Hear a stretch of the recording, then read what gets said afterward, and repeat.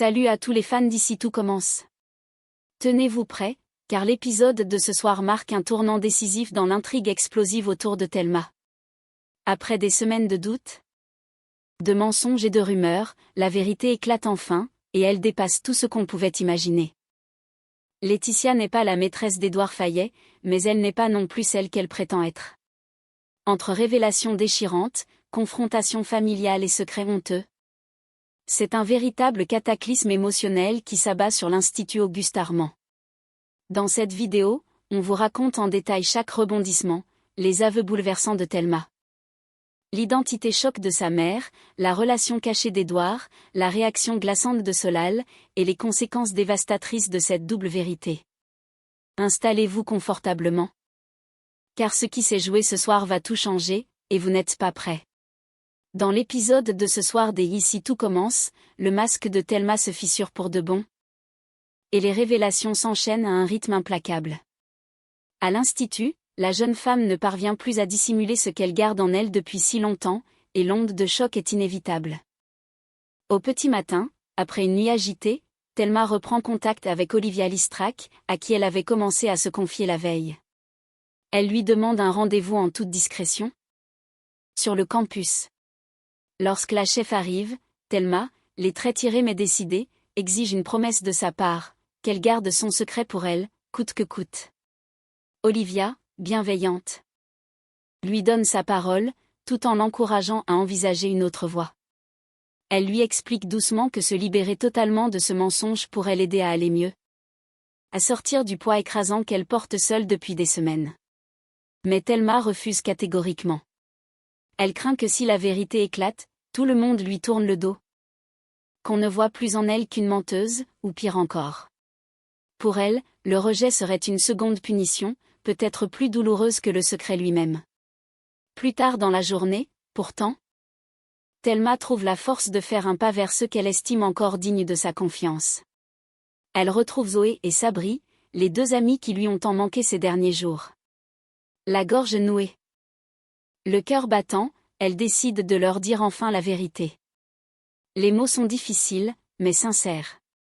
Elle leur avoue qu'elle a tout inventé, qu'elle a menti sur sa famille, sur sa situation, sur son lien avec Édouard Fayet. Il n'y a jamais eu de liaison. Seulement une immense solitude, une peur viscérale de ne pas être à la hauteur, et une succession de choix dictés par la honte. Face à elle, Zoé et Sabri restent sans voix. Touchés, blessés, mais aussi soulagés d'entendre enfin la vérité. Le choc est là, mais une lueur d'empathie traverse leurs regards.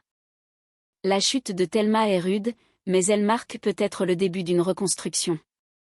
Un peu plus tard, dans un couloir de l'Institut, Olivia tombe sur Sabri, son filleul, qui ne tarde pas à l'interpeller.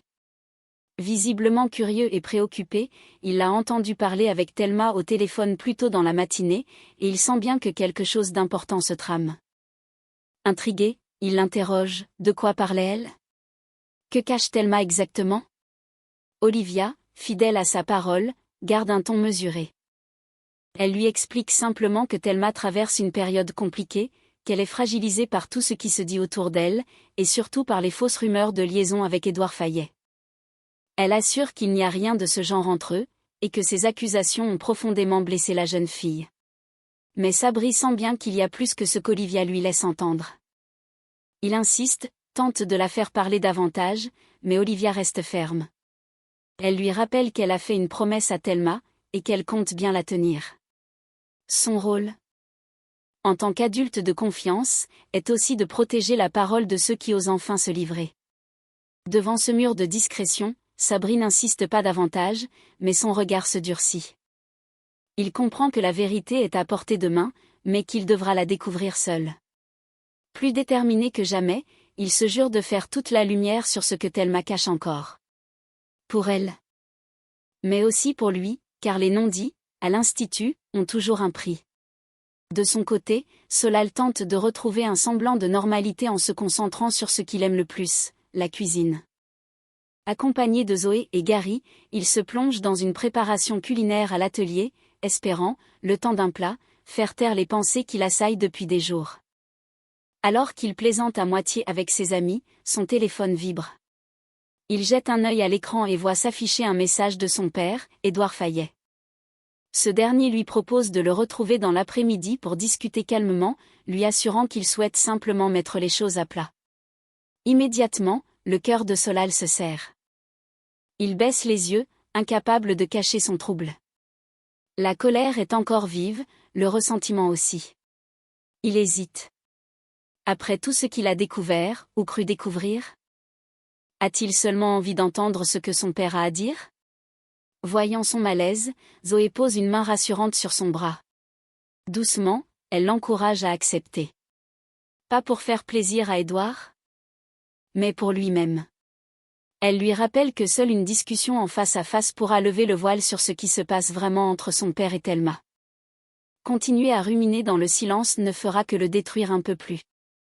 Après un long silence, Solal acquiesce, à contre-cœur. Il ira. Pas pour pardonner, mais pour comprendre.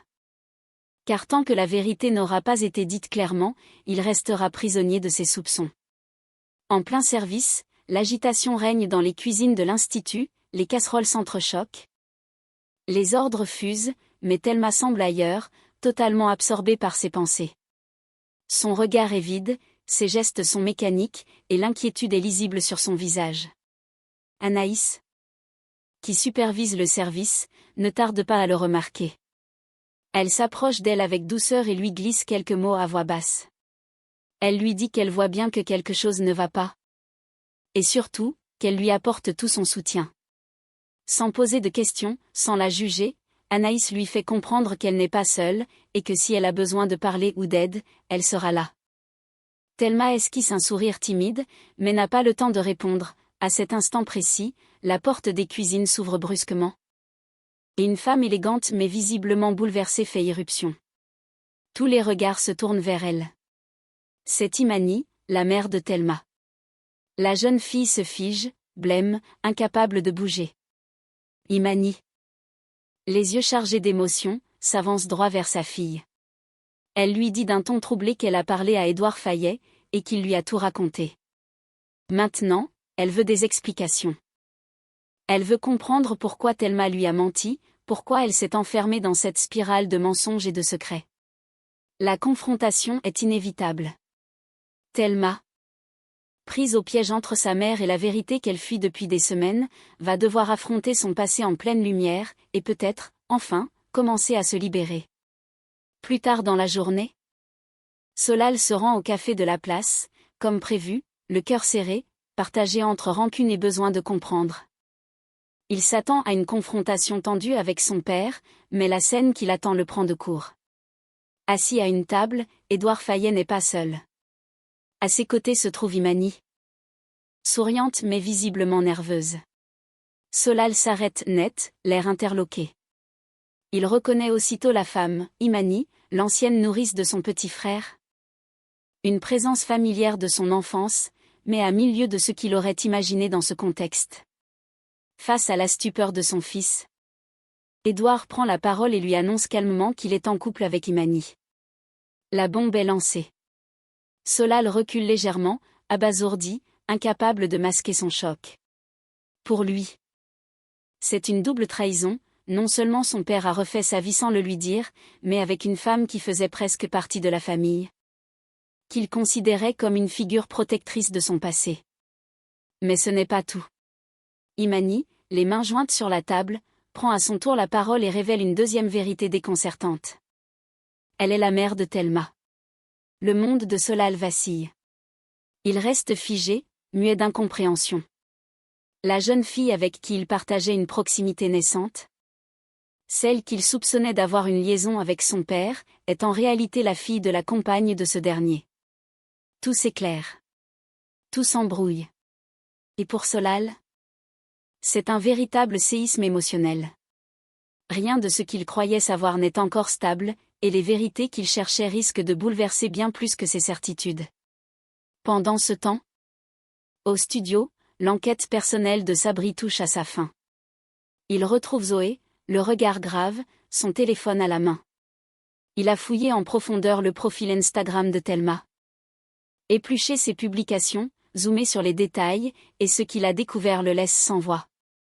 Il explique à Zoé qu'en analysant les photos de Thelma prétendument prises à l'étranger, il a remarqué plusieurs incohérences, ombres mal alignées, perspectives impossibles, fonds flous, détails dupliqués, ce sont des photomontages.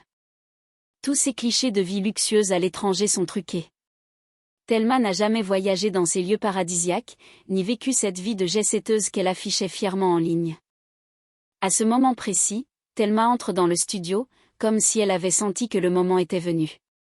Elle voit les regards étonnés, la tension palpable, et comprend que le mensonge est à nu. Alors, la tête haute mais les yeux humides, elle décide de tout avouer. Elle commence par leur dire qu'elle n'est pas la fille d'un riche homme d'affaires, encore moins d'Édouard Fayet. En réalité, elle est la fille d'Imani, l'ancienne nourrice des enfants Fayet. Elle a grandi en périphérie de ce monde doré, observant depuis l'ombre les privilèges des autres. 2 ans plus tôt, elle a fait une saison comme serveuse dans un bar de Saint-Raphaël.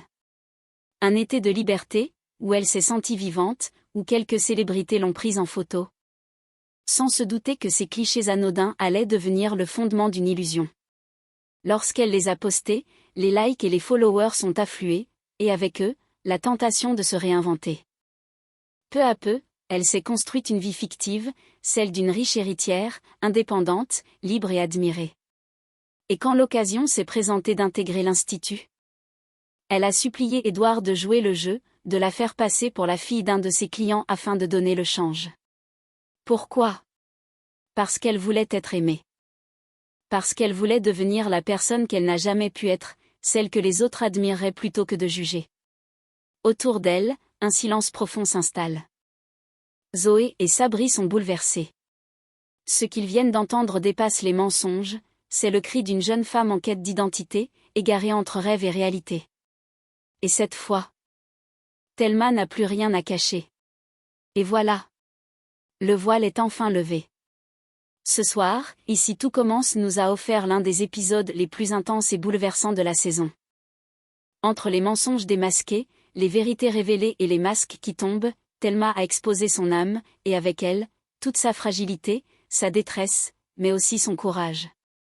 Ce qu'on pensait être une simple rumeur de liaison cachait en réalité une quête d'identité poignante, une construction de soi à travers les faux-semblants. Et maintenant que tout est dit, une nouvelle page s'ouvre pour elle, mais à quel prix?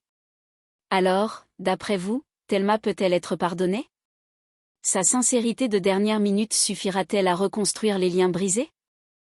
Dites-le nous en commentaire, on a hâte de lire vos avis. N'oubliez pas de liker la vidéo si vous avez été aussi bouleversé que nous, de vous abonner pour suivre la suite des rebondissements. Et de partager la vidéo à vos amis fans de Ici tout commence. On se retrouve très vite pour la suite, parce qu'à l'Institut Auguste Armand, la vérité n'est jamais loin, mais elle fait toujours des dégâts. À bientôt.